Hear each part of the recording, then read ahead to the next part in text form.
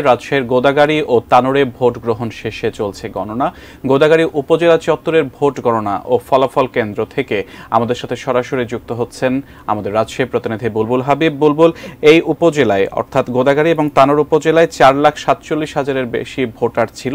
আমরা সকালের দিকে নারী ভোটারের থেকে পুরুষ ভোটার বেশি দেখেছি।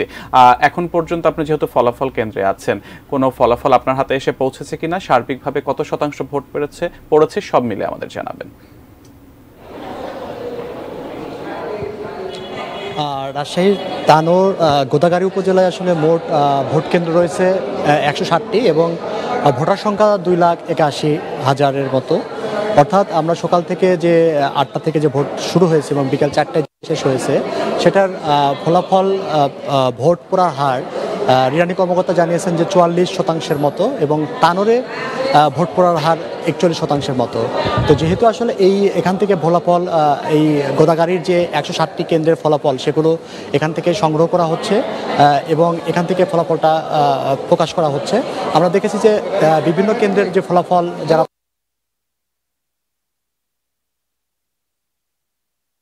তাদের যে ফলাফল সেগুলো এখানে জমা দিচ্ছেন এবং সেটা প্রদান করছেন এবং এখানে দায়িত্বে নিয়োজিত রয়েছেন তারা সেই ফলাফলটা ঘোষণা করছেন এবং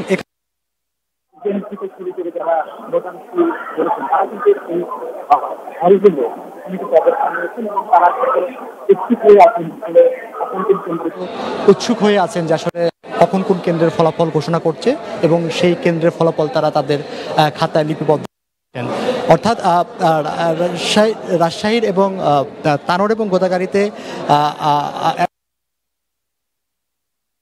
আপনাকে অপ্রীতিকর